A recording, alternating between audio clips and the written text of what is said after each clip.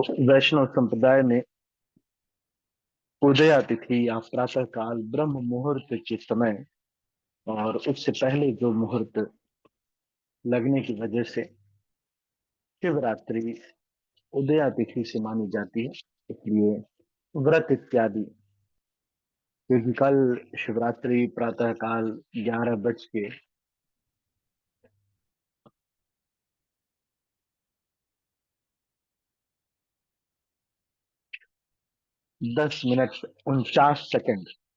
से शुरू हुई और ये संध्या काल रह करके फिर आज सुबह 8:57 तक इसका समय है। इसलिए हम सब लोग, जो वैष्णव लोग व्रत रखते हैं, आज हम भगवान शिव की, भगवान कृष्ण से संबंधित जो लीलाएं हैं उस पर विशेष चर्चा करेंगे। उनकी जो महात्म्य है, उनकी जो महिमा है, इसके ऊपर चर्चा करेंगे।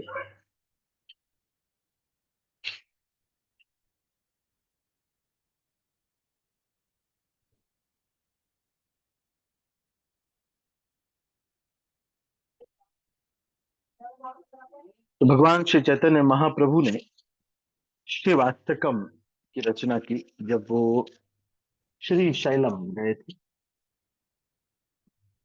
श्री शैलम ये भगवान शिव का स्थान है। तो श्री चैतन्य महाप्रभु ने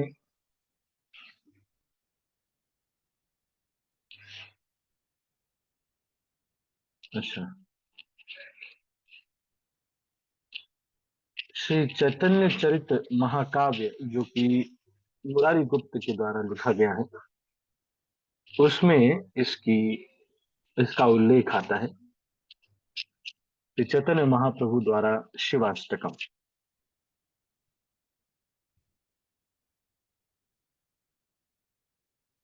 तो ये मुरारी गुप्त जो लिख रहे हैं वो ये लिख रहे हैं कि एकाम्र कानन या फिर भुवनेश्वर में ये श्री चैतन्य महाप्रभु ने इसको किया था। आप सब लोग ये जानते हैं कि शिव जी हिमालय पे रहते हैं, और लेकिन पार्वती जी को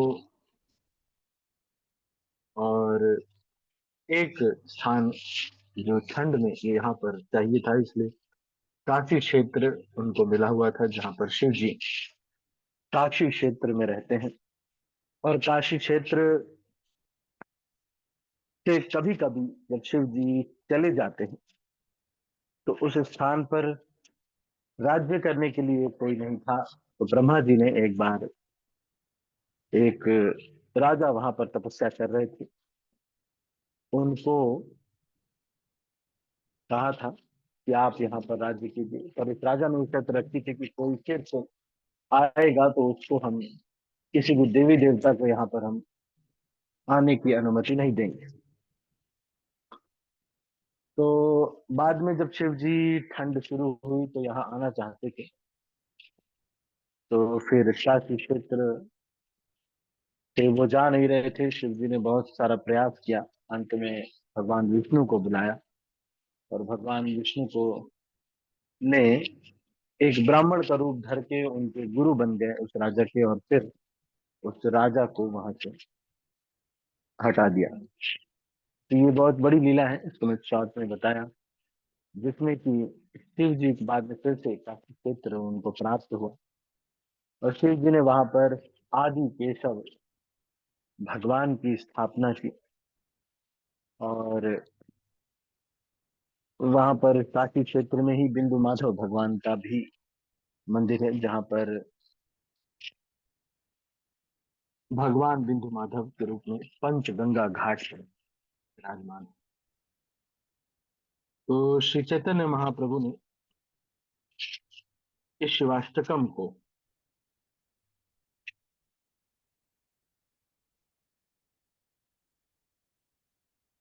गाया है, तो इसको हम पढ़ते हैं।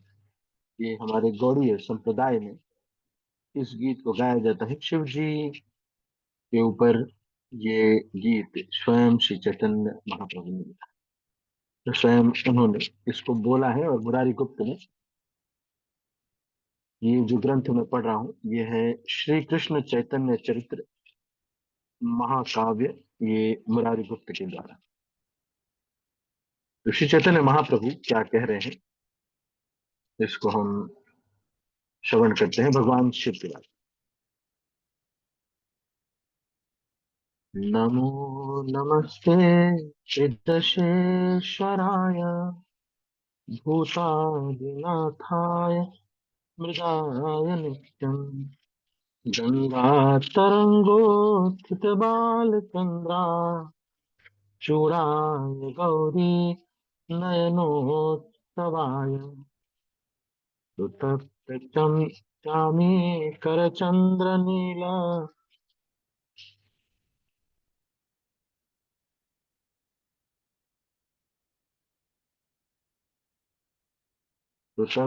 चमीकर चंद्रनील पद्म प्रवालम अम्बुज कांति वस्त्रै सुनित्यरंगेत वरप्रदाय कैवल्यनाथाय वाध्वजाय सुधांशु सूर्याविलोचनेन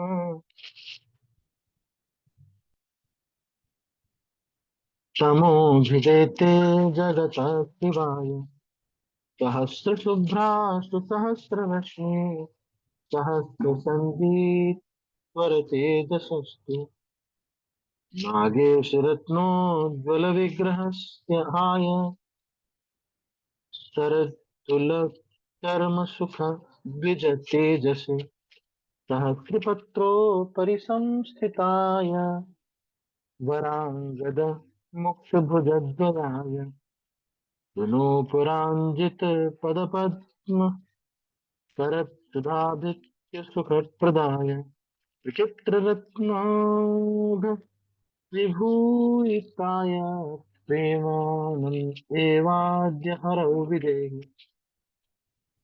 श्रीराम गोविंद मुकुंद शौरे श्रीकृष्ण नारायण वासुदेव इति आदिनामांत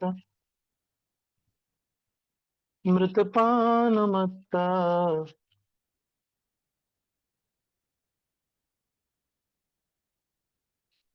भृंगाधिपयखिल दुख हंत्रे। इसलिए थोड़ा सा अ, एक मिनट।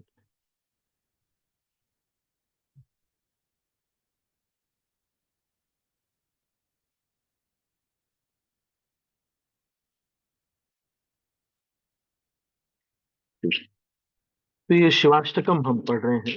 शिवाष्टकम शिव तत्व के बारे में बता रहे हैं। ये इसकी अवहेलना करना ये ठीक नहीं है। आजकल जो कौन है ये थोड़ा सा अधिक होने लगा, और अब लोग इसको समझते नहीं है कि ये प्रतियोगिता जीतने का कार्य नहीं है। इसको समझ नहीं पा रहे हैं लोग कि आध्यात्मिक रास्ते पर आने वाले ही लोग बहुत कम हैं। जो भी कोई कम से कम भला करना तो चाहता है इस संसार का, ऐसे लोग बहुत महत्वपूर्ण हैं, ऐसे लोग बहुत कम हैं। तो यदि आध्यात्मिक लोग ही आपस में प्रतिस्पर्धा करने लगेंगे, आपस में एक दूसरे को नीचे दिखाने लगेंगे, तो फिर सत्य को होने का क्या मतलब रह जाए, शास्त्रों के होने का मतलब ही क्या रह जाए। और ये सब शास्त्रों को पढ़ने वाले, शास्त्रों के अनुसार आचरण करने वाले लोग ही अगर इस तरह के हो जाएंगे, और सामान्यतया कभी कभी अगर हो जाए किसी शिष्य से कुछ गलती हो जाए या कुछ हो जाए, लेकिन सामान्यतया इसी तरह का आचरण सारा का सारा समाज अगर करने लगेगा, तो फिर हम कहाँ आध्यात्मिक रास्ते पर आने वालों को प्रोत्साहन दे रहे हैं। इस पूरी दुनिया में लगभग 9 अरब लोग हैं, 9 खरब लोग हैं। इन 9 अरब लोगों में से 9 खरब लोगों में से बहुत कम ही लोग हैं जो कि आध्यात्मिक रास्ते में आते हैं। मुश्किल से इसमें से ज्यादा से ज्यादा एक, अगर 1 अरब लोग होंगे तो होंगे। तो यदि बहुत ज्यादा संख्या नहीं है इस तरह के, इसमें से भी बहुत कम लोग हैं जो वास्तविक रूप में आ पाते हैं। इसलिए यहाँ पे श्री चैतन्य महाप्रभु, स्वयं श्री चैतन्य महाप्रभु जो कि हमारे गौड़ीय वैष्णव संप्रदाय जिनसे सारी शिक्षाएं लेता है, वो ही भगवान स्वयं श्री कृष्ण है। और वो क्या कह रहे हैं? तो कुछ लाइन बची हुई थी।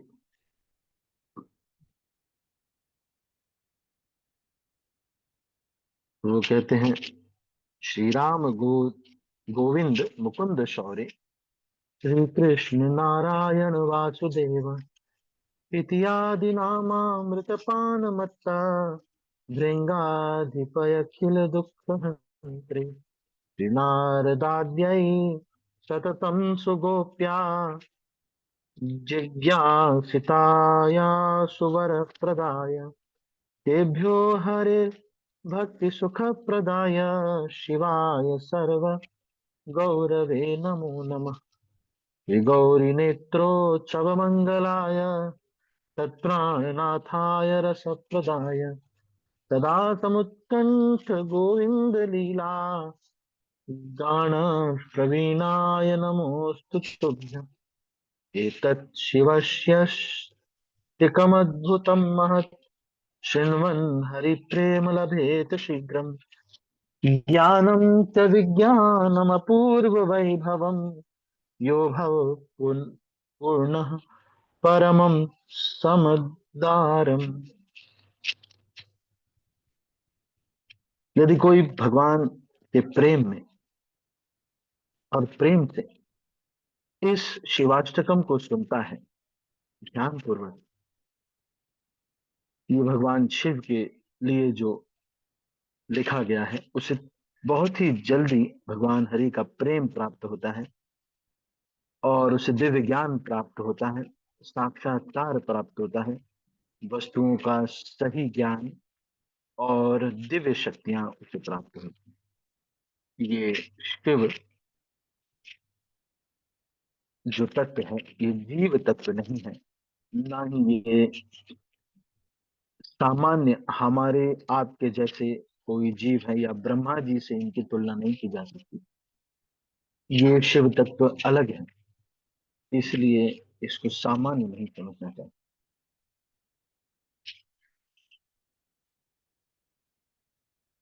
तो इसका मीनिंग मैं पढ़ता हूँ।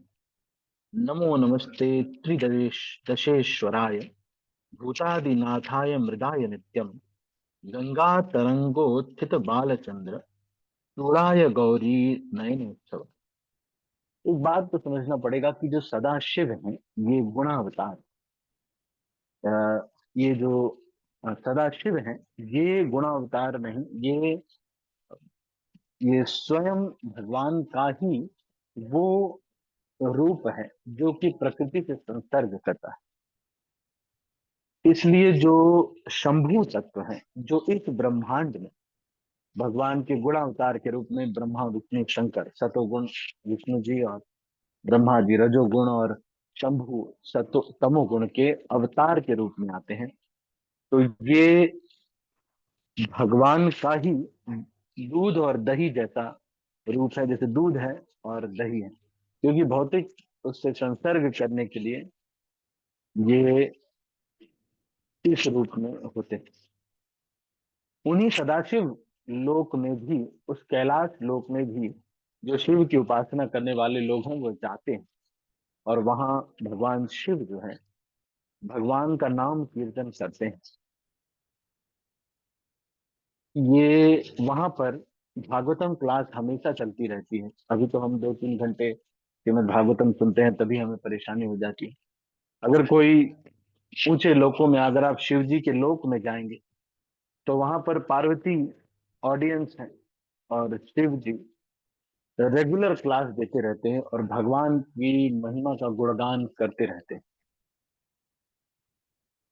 इनफैक्ट शिव जी गंगा जी को जो अपने मस्तक में धारण किए हुए हैं, गंगा जी भगवान के चरणों का ही जल है। गंगा जी को कहा जाता है विष्णु पाद प्रसूता। विष्णु के चरण से निकली हुई ये गंगा जी हैं। जब वामन अवतार लेकर के भगवान इस ब्रह्मांड में एक छेद कर देते हैं, तो जो कारण जल होता है, भगवान के चरणों को धोता हुआ जो कारण जल है, वो कारण जल इस ब्रह्मांड के अंदर घुस जाता है।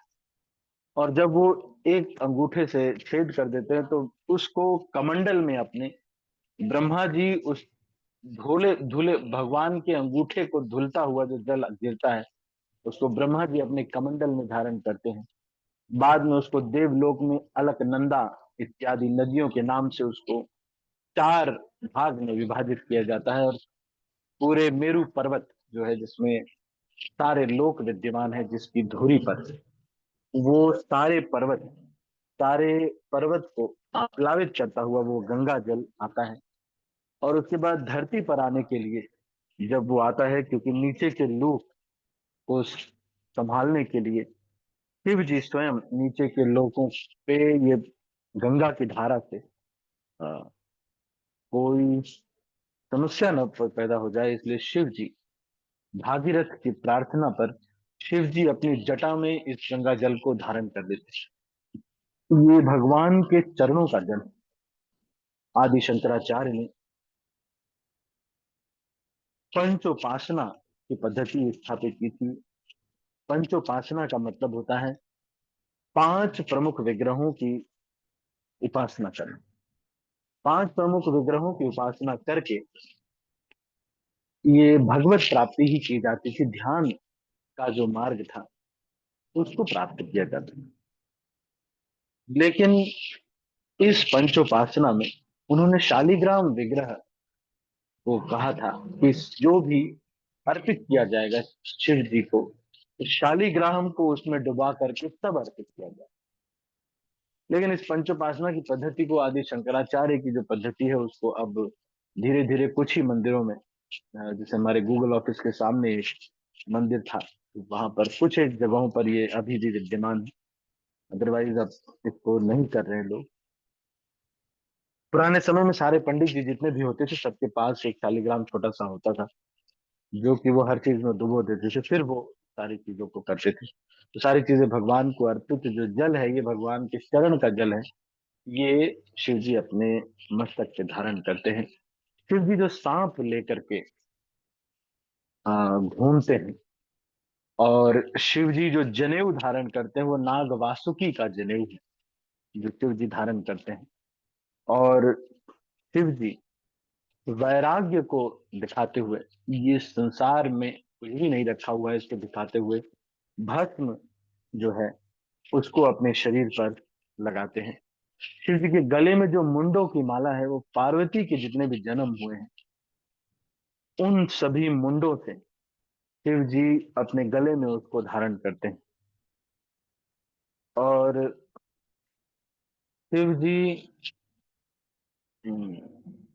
भगवान का अपने मुख से नित्य गान करने वाले अनंत शेष भगवान जो हैं, वो उनके संकर्षण जो भगवान है अनंत शेष है, वो उनके पूज्य हैं। इसीलिए शिव जी उनके प्रतीक इस सर्प को अपने गले पर स्मरण करने के लिए धारण करते हैं। ये सब जो है वो प्रतिस्पर्धा का विषय नहीं है। ये सत्य शास्त्रों में मिलता है। और सारे सृष्टि में जितने भी स्वयंभू विग्रह अगर आप देखेंगे, प्रकट विग्रह जो भी देखेंगे, उन सब में इन सत्यों का बखान होता है। जिससे पता चलता है कि जो सत्य है वो कैसे प्रकट होता है। तो यहाँ पर श्री चैतन्य महाप्रभु ये कह रहे हैं कि मैं बारंबार नमो नमस्ते त्रिदशेश्वराय, इस तीनों, त्रिदशेश्वराय मतलब तीनों लोक के जो ईश्वर है, मतलब इस ब्रह्मांड के बता रहे हैं। तो 33 जो यहाँ पे त्रिदश बोल दिया है, 33 होते हैं, तो 30 यहाँ पर बोल दिया है।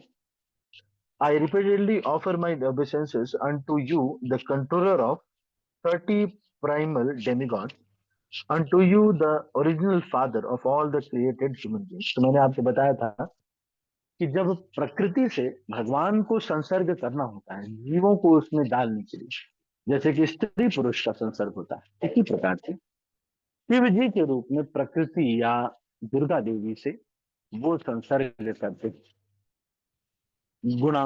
और ये जो संसर्ग है ये शिव है, जो आप शिवलिंग देखते हैं, तो ये उनका प्रतीक है। ऐसा नहीं है कि ये कोई गंदी चीज है, ये उनका प्रतीक है। ये पार्वती देवी हैं, वो हम सब की माँ है। जो हमारे शरीर के लिए जो तत्व है वो पार्वती देवी देती है, और जो जीव है और काल शक्ति जो है वो स्वयं भगवान शिव है। इसलिए शिव और पार्वती हमारे माता पिता के समान है। इसलिए वो कह रहे हैं कि आप ओरिजिनल फादर हैं, आप पिता हैं। Unto you whose character is gracious, unto you whose head is crested by the sickle moon risen from the waves of Ganga, and unto you who are a festival for the eyes of fair goddess Gauri. तो चूड़ाय गौरी नयन उत्सव, तो गौरी के नयन के उत्सव हैं भगवान। और गंगा तरंगोत्थित बाल चंद्र, वो अपने गंगा की तरंगों को अपने बाल में फंसा लिए हैं। गंगा जी को पता नहीं चल पा रहा है कि निकलूं कहाँ से। और बाल चंद्र जो नया नया जो चंद्रमा निकलता है उसको ये धारण करते हैं भगवान शिव। इसलिए इनको चंद्रमौली कहा जाता है। प्रताप्त चामी कर चंद्र नीला पद्म प्रवाला बुध कांति वस्त्र।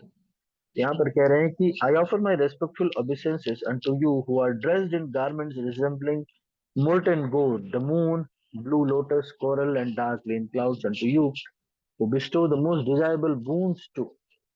तो ये पद्म प्रवाल अम्बुद कांति वस्त्र, तो इस प्रकार के वस्त्र धारण करते हैं शिव जी,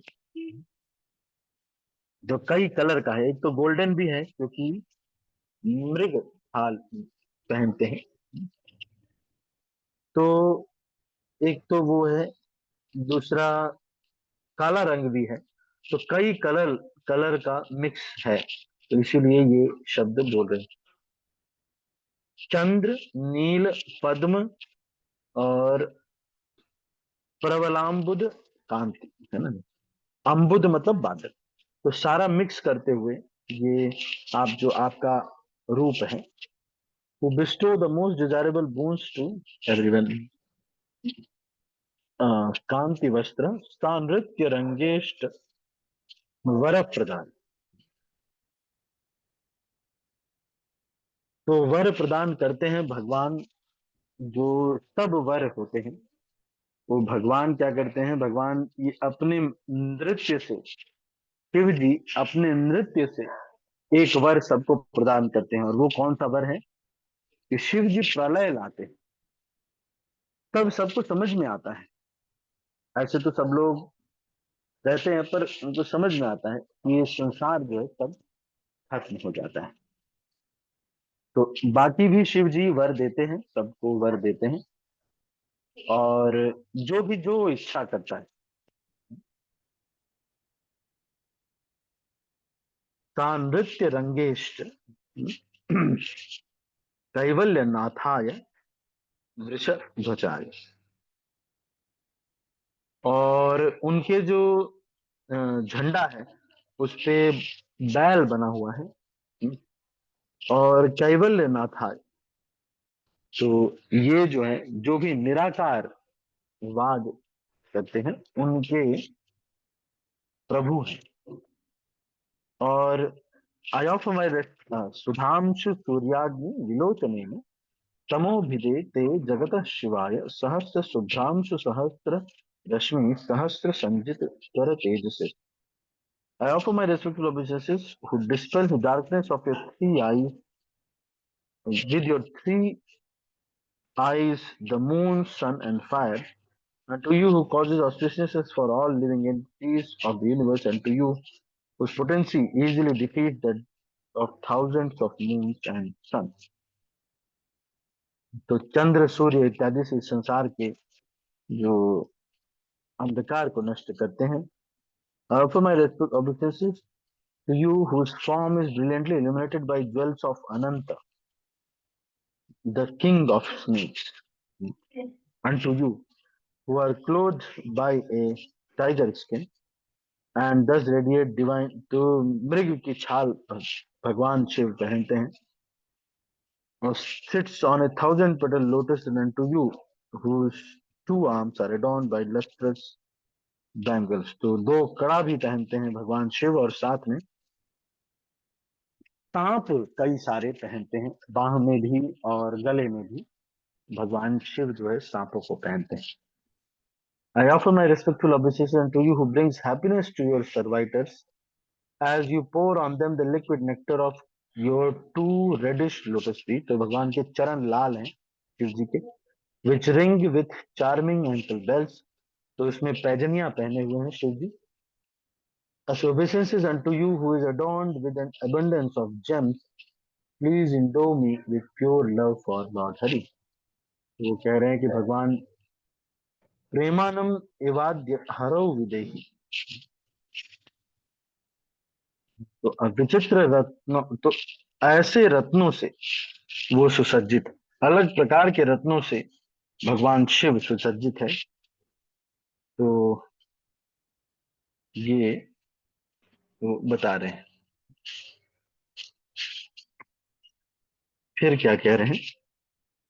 श्री राम गोविंद मुकुंद शौर्य, तो ये कह रहे हैं कि Shri Ram Govind Mukund Shauri Krishna Narayan Vasudev, I offer my obeisances unto you, Lord Shiva, the monarch of intoxicated bee-like devotees। तो ऐसे भक्तों के एकमात्र राजा हैं शिव जी, जो कि मधुमक्खी के समान इस नशे में है, भगवान के नाम के नशे में।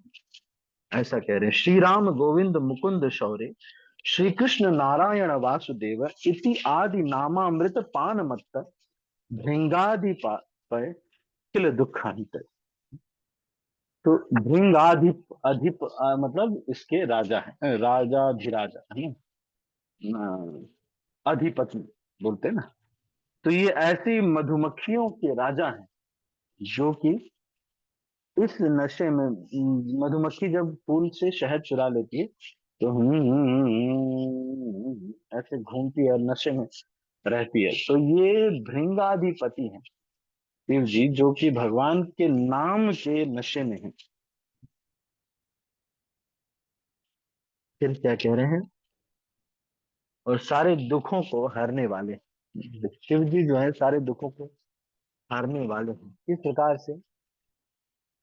शिव जी शुरू ही नहीं करते दुख को हमेशा कथा में ही रहते हैं। और यही वो सिखा रहे कि भाई हमेशा कथा में रहो, दुनिया में ज्यादा मत पालो। एक बार घर बनाने का सोच लिया था, पुजारी के लिए पूजा पाठ के लिए बुलाया, तो ब्राह्मण चाहिए था, तो घर बनवाने का सोचा, लेकिन जिसको ब्राह्मण रखा उन्हें ही घर ही ले ली दक्षिणा। एक बार ऐसा हुआ कि गृह प्रवेश करना था, तो शिव जी ने गृह प्रवेश, पार्वती ने कहा कि भाई देखो गृह प्रवेश करना पड़ेगा। और गृह प्रवेश पर भगवान शिव ने कहा था कि ये सब करने का जरूरत नहीं है, इन्होंने गृह प्रवेश के कार्य सोचा कि ठीक है, तो गृह प्रवेश किया, पूजा पाठ किया, खा रहे थे। अगस्त्य मुनि आए थे, पार्वती उनको खिला रही थी। अन्नपूर्णा है पार्वती, लेकिन अगस्त्य मुनि जब खाते हैं तो वो खिला नहीं पाती। और फिर पार्वती के पूज्य हैं भगवान विष्णु, तो उन्होंने भगवान विष्णु से प्रार्थना किया कि ये प्रॉब्लम सॉल्व कीजिए। तो फिर भगवान विष्णु ने जो है ये समस्या को सॉल्व करने के लिए आए और पंगत में बैठे, और वहीं पर तुरंत ही एक पूरी खा करके भगवान विष्णु हाथ धो लिए। तो ये नियम है कि अगर पंगत में कोई एक व्यक्ति भी हाथ धो ले तो फिर व्यक्ति को उठना पड़ता है। तो फिर अगस्त्य मुनि को भोजन खत्म करना पड़ा। फिर उन्होंने कहा कि अब पानी। तो भगवान विष्णु ने कहा कि ऐसा है, अभी पानी मत पीजिए, अब अगर पानी पियेंगे तो फिर मैं आपको पानी पिलाऊंगा, आगे बाद में पिलाऊंगा, अभी पानी मत पीजिए। तो फिर जब बहुत सारा पानी ब्रज में भर जाता है तो भगवान जो है अगस्त्य मुनि को बुलाते हैं कि ये पानी आप पी लीजिए। तो आगे इसको पढ़ते हैं। श्री गौरी नेत्रोत्सव मंगलाय तत् प्राण नाथाय रस प्रदाय सदा समुत्कंठ गोविंद लीला गान प्रवीणाय नमो स्तुभ्यम। तो भगवान की लीलाओं को गान में जो प्रवीण है, ऐसे शिव जी को हम प्रणाम करते हैं। फिर उसके बाद ये कहते हैं कि a person filled with loving, तो ये वही कि भगवान हरि का प्रेम प्राप्त करने के लिए यदि कोई इस शिवाष्टकम का पाठ करता है तो उसे साक्षात्कार, भगवत ज्ञान और दिव्य शक्तियां और हरि से प्रेम प्राप्त होता है। ये एक चीज है, तो बहुत समय इस पर चर्चा की जा सकती है। भगवान अ,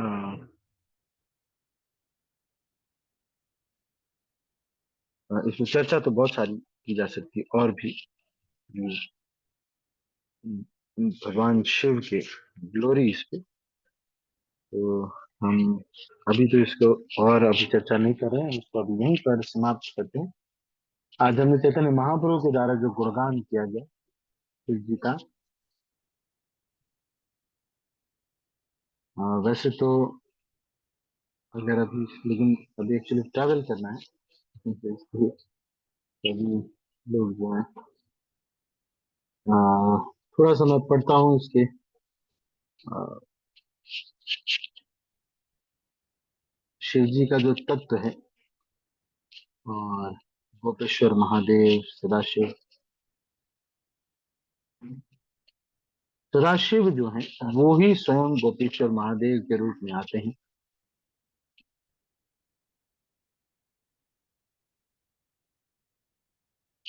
सदाशिव जो है भगवान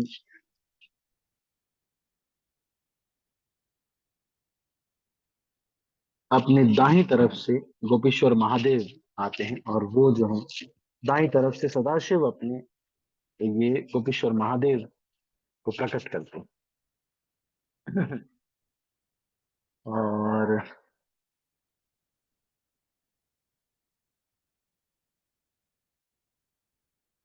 जो कारणोदयशाई विष्णु है या महाविष्णु है, महाविष्णु के शंभु, वो ही जो है उसी का जो सेम्बलेंस है वो है सदाशिव, और वहां का सेम्बलेंस है शंभु।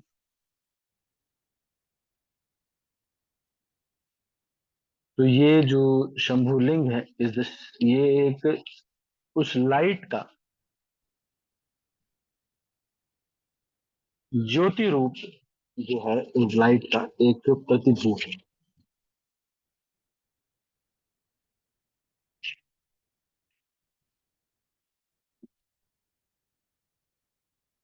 तो जो रमा देवी हैं वो भी, मतलब रमा देवी का शैडो जो है वो ही योनि के रूप में प्रकट होता है Shambhu. Rama Devi is the power, the spiritual potency of Karan Vishnu. तो ये जो है वो माया देवी के रूप में आते हैं। तो ब्रह्म संहिता से मैं ये देख रहा हूँ अभी, ब्रह्म संहिता में उपादान कारण के बारे में लिखा हुआ है, निमित्त कारण और उपादान कारण।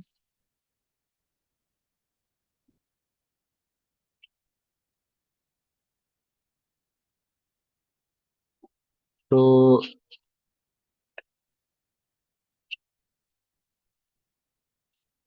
ये जो क्रिएशन है ये सत्य है, तो ये इनका शिवलिंग जो है ये इनका सिंबल है।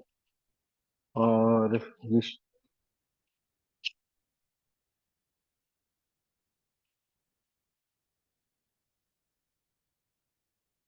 हाँ,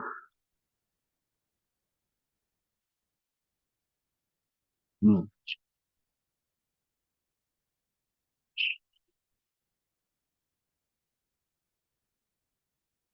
ठीक है, तो ये बताते हैं महतत्व इत्यादि के बारे में। ब्रह्म संहिता ग्रंथ में और विस्तार से भी दिया गया है।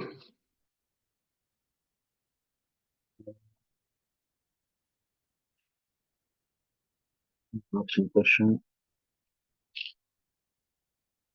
भगवान शिव जो है, ऐसा नहीं है कि ये, क्या आप बोलते हैं, बृहद भागवतामृत में इसका रघुनाथ दास गोस्वामी भी व्रज विलास स्तव में इनका, हाँ, वो करते हैं, ये कहते हैं कि हम्म, क्या कहते हैं, मुद गोपेंद्र अस्यात्मज भुज पशिरंग निधये सुरद गोपी वृंदैर यमिह भगवंतम प्रणयभिः भजद्भिस्तैर भक्त्या त्वमाभिलाषितं प्राप्तमचिराद यमितिरे गोपीश्वरम अनुदिनम तम किल भज। तो मैं गोपेश्वर महादेव को प्रणाम करता हूँ जो कि यमुना के किनारे स्थित है। ऐसा रघुनाथ दास गोस्वामी प्रार्थना करते हैं। बृहद भागवतामृत में सनातन गोस्वामी प्रार्थना कर रहे हैं, वृंदावनवनी पते जय सोम सोम मौले सनत सनंदन सनातन नारदेय गोपीश पूज्य गोपीश्वर व्रज विलासी युगांग्री पद्मे प्रेम प्रयच्छ निरुपाधि नमो नमस्ते। इस तरह से इनको प्रणाम करते हैं। तो शिव जी को पिपलेश्वर महादेव, भूतेश्वर महादेव, रंगेश्वर महादेव इत्यादि ब्रज में निवास करते हैं शिव जी। और शिव जी के अंदर कोई काम वासना नहीं है, जो भी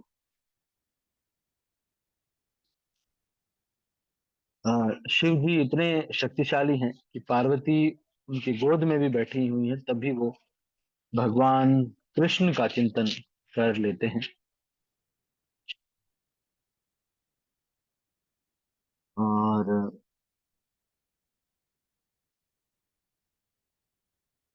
मोहिनी मूर्ति से जो कामदेव को शिव जी ने अपनी तीसरी आंख से गिरा दिया था, तो मोहिनी मूर्ति से जब उनका आकर्षण होता है, वो इसलिए होता है क्योंकि भगवान स्वयं ही उनके हृदय में, भगवान शिव के हृदय में वासना लेकर के आते हैं और फिर तब ये जो है आकर्षित होते हैं। अब कृष्ण जो है ये इतने शक्तिशाली हैं कि बलराम जी जो उनके प्रथम विस्तार हैं वो ही भ्रमित हो जाते हैं। तो और लोग क्या बोल।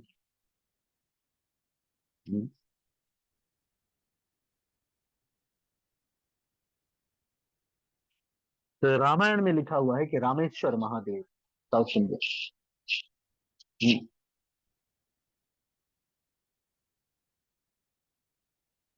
राम जी तो वैसे भी उपासना करने की जरूरत नहीं।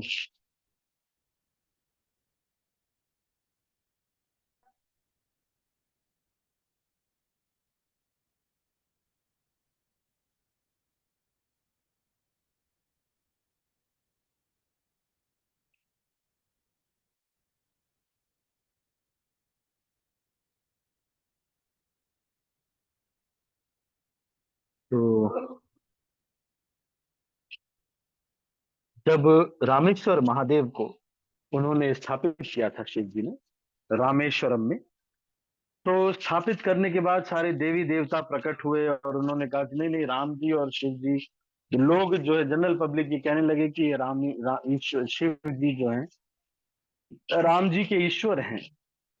तो सारे लोग प्रकट हो गए वहां पर, शिव जी, देवी देवता भी प्रकट हो गए। उन्होंने कहा कि नहीं नहीं, दोनों ही ईश्वर हैं। और वहां पर फिर राम जी स्वयं, ऐसे रामचरितमानस और रामायण में ऐसा आता है, वो शिव जी स्वयं उस शिवलिंग से प्रकट होते हैं और कहते हैं रामः यस्य ईश्वरः इति रामेश्वरः। ये राम जिसके ईश्वर हैं वो ही रामेश्वर।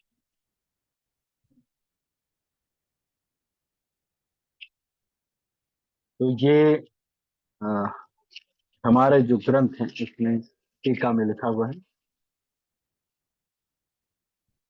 तो ऐश्वर्यगत विचार और माधुर्यगत विचार, दो प्रकार के विचार होते हैं। हमारे जो, हाँ, तीन प्रकार के विचार होते हैं हमारे जो संप्रदाय में, गौड़ीय वैष्णव संप्रदाय में। तो जिसमें एक को कहा जाता है तत्वगत विचार, दूसरे को कहा जाता है ऐश्वर्यगत विचार, और तीसरे को कहा जाता है माधुर्यगत विचार। तो तत्वगत विचार से भगवान शिव काल के रूप में भगवान कृष्ण का ही विस्तार। ऐश्वर्यगत विचार से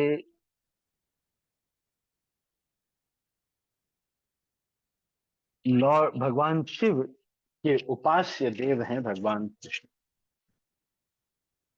और वो हमेशा उनका गुणगान करते रहते हैं भगवान शिव। वहां पर शिव लोक में, कैलाश लोक में यही काम होता रहता है, हमेशा भागवतम क्लास चलती रहती है और हमेशा शिव जी भगवान का गुणगान करते रहते हैं। बीच बीच में कुछ प्रश्न पूछने के लिए पार्वती क्वेश्चन पूछती है। और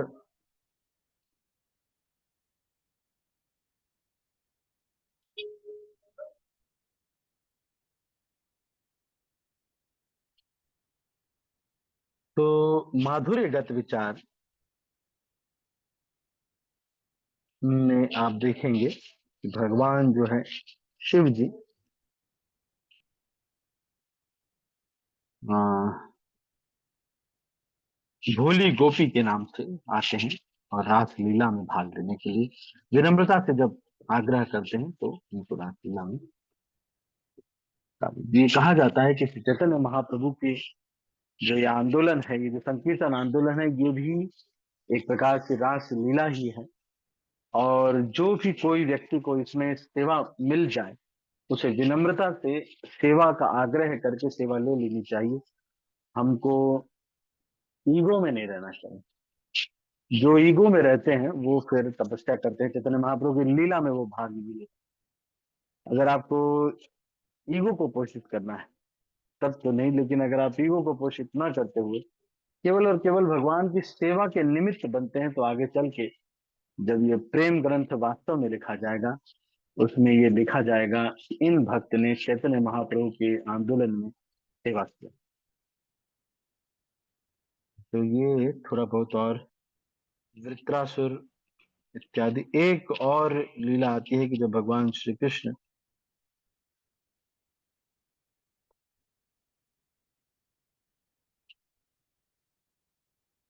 उनको बचाते हैं भस्मासुर से, वो लीला आती है। भगवान शिव इस तरह से भस्मासुर को वरदान दे देते हैं। भस्मासुर फिर भस्मासुर जो है वो आ, भगवान शिव के पीछे ही दौड़ता है, क्योंकि उसको पार्वती से विवाह करना होता है। तो थोड़े समय के बाद फिर वो कहते हैं कि ये तो एक ब्राह्मण के रूप में भगवान आते हैं और वो कहते हैं कि ये तो झूठ बोलते रहते हैं। इनका कोई सच नहीं। आप ट्राई करके देखो, पहले अपने ऊपर ट्राई करके देखो, इनका कोई सच नहीं होता।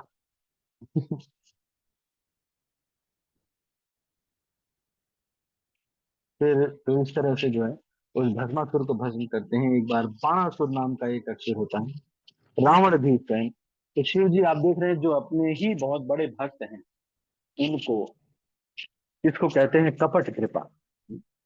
उनके ऊपर ये कृपा, जो अनन्य भक्त हैं, जो इनके ऊपर तो नहीं, पर जो इस प्रकार से असुर इत्यादि हैं, भगवान की भक्ति करते हैं शिव जी की, लेकिन भगवान जो है शिव जी उनको बचाते नहीं। बाणासुर आते हैं, शिव जी शिव अस्त्र पाशुपतास्त्र इत्यादि सब कुछ करते हैं और कृष्ण जी से युद्ध करते हैं। लेकिन आ, पार्वती देवी वहां पर आती हैं और वो कृष्ण से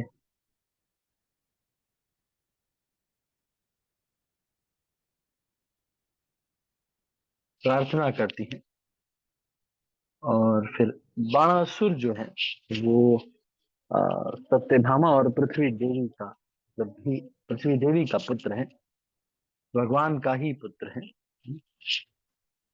तो फिर अच्छा, बाणासुर जो है ये तक होता है। बाद में फिर भगवान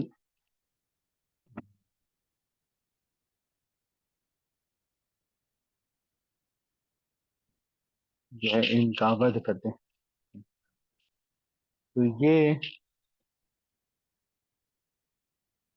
कृष्ण बाणासुर को नहीं मारते हैं प्रार्थना की वजह से। तो ये एक लीला है। और काशी नरेश, काशी के राजा के साथ एक बार पौंड्रक जो है भगवान कृष्ण के साथ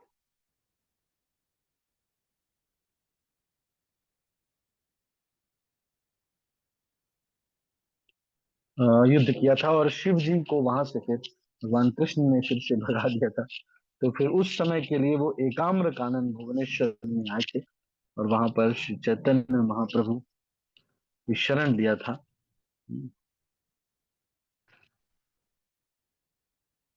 और शिव चैतन्य महाप्रभु ने प्रकट होकर के उन्हें अपना स्थान बताया था कि मैं यहाँ पर आगे चलकर लीला करूंगा। और शिव जी जो नाम जपते हैं वो है राम नाम।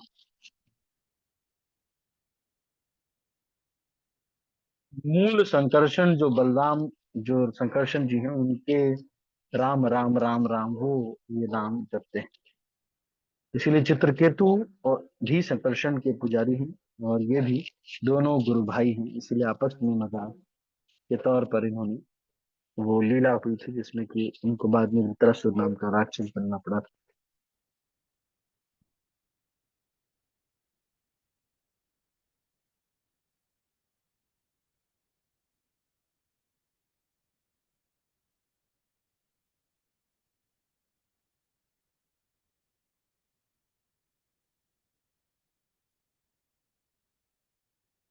अ, जो महामंत्र हम जप करते हैं वो, प्रभुपाद ने कई बार बोला कि ये राम भी हैं कृष्ण भी हैं। कई बार ऐसे भी बताया कि जो राम है ये परशुराम या बलराम ये नहीं है, ये राधा रमण कृष्ण है। रमण विथ राधा, राधा रानी के साथ रमण करने वाले जो हैं, तो ये उस रमण राम को का नाम है हरे कृष्ण कृष्ण कृष्ण हरे हरे, हरे राम राम राम हरे।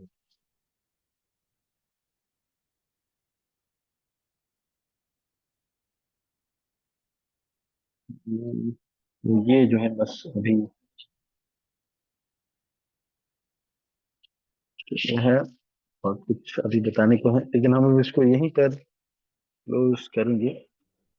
शिव जी के गुणगान में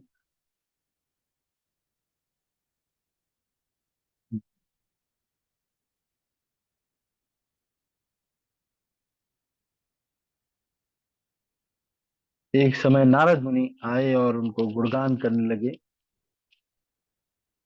और शिव जी का बहुत गुणगान करने लगे। तो कहने लगे कि आप तो कृष्ण प्रेम दे सकते हैं।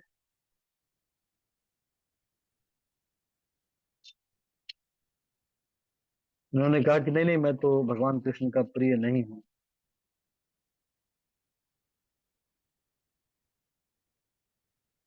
वास्तव में लॉर्ड भगवान कृष्ण वो सेवाएं शिव जी को देते हैं जो कि बहुत गड़बड़ सेवाएं हैं। जैसे कि विष पीना इत्यादि।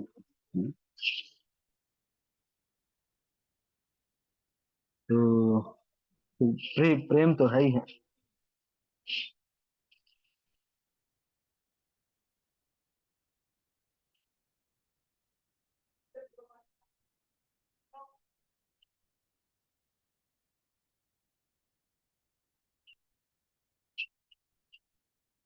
और वो कहते हैं कि मुझे तो शंकराचार्य बन के जाना है अभी, और भगवान कृष्ण के अगेंस्ट प्रचार करना है, इसलिए मैं बहुत बड़ा भक्त नहीं हूँ।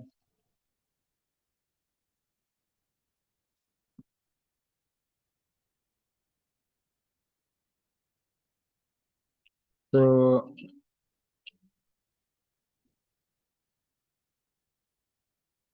एक समय ऐसा भी होता है।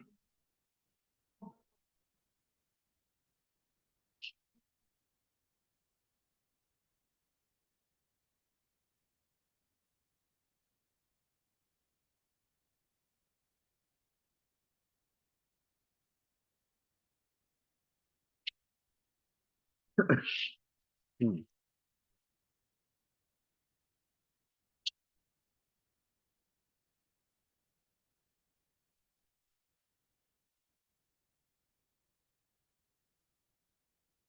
तो शंकराचार्य के जब ये रूप में आते, पद्म पुराण में ये सब कथा मिलती है। भगवान शिव जो है शंकराचार्य के रूप में आते हैं।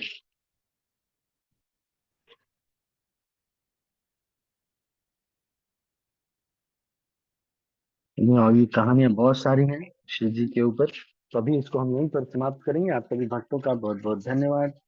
हरे कृष्ण। श्रील प्रभुपाद की जय। गौर भक्त वृंद की जय। निताई गौर प्रेमानंदे। हरि हरि बोल। मैं सब भक्तों को अनम्यूट कर रहा हूँ।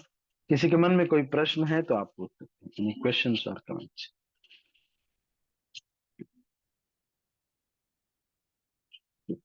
तो अभी इसको हम यहीं पर समाप्त करते हैं। सभी भक्तों का बहुत बहुत धन्यवाद। मैं सब भक्तों को अनम्यूट कर रहा हूँ और इस मीटिंग को क्लोज करता हूँ। हरे कृष्ण। श्रील हरे प्रभुपाद की कृष्णा जय। प्रभु जी। गौर। हरे कृष्णा प्रभु जी प्रभु जी, हरे दंडवत कृष्ण। प्रणाम। दंडवत एक सेकंड प्रणाम। प्रभु जी। हरे हरे कृष्णा माता कृष्णा। जी, प्रभु जी को सबको दंडवत प्रणाम। हाँ हरे कृष्णा प्रभु जी। यस। पुरंदर प्रभु मेरा बोलिए। बोलने का क्या था कि तीसरी आंख जो हाँ आए हाँ ना प्रभु जी शंकर भगवान को, हाँ हाँ वो हाँ क्यों हाँ। आई कैसा आई वो नहीं समझा। आप बताए, पता नहीं बताए या आवाज नहीं है मेरे को। क्या क्या क्या आया तीसरी शिव आंख जी है को ना क्या? शिव शंकर भगवान को, जो उनको जला दिए बोले ना, भस्म कर दिए कामदेव को। अच्छा।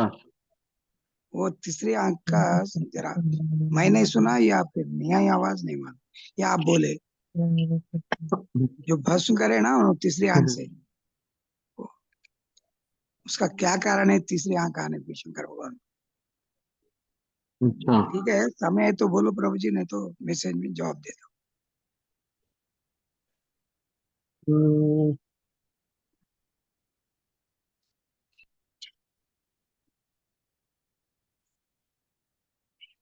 हाँ ये तो प्रश्न है, मैंने भी कभी किसी ने भी मुझे पूछा नहीं। तो नहीं नहीं, मेरे को उतना दे दो प्रभु जी। आप बहुत टाइम लिया आज भी, आपका टाइम ये हो गया। आप दे दो नहीं मैसेज नहीं, में जवाब। टाइम का तो हाँ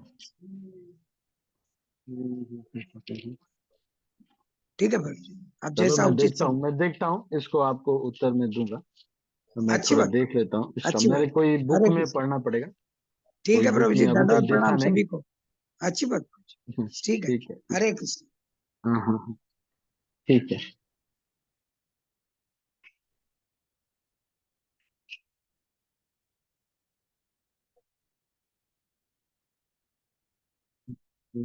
इस पे कोई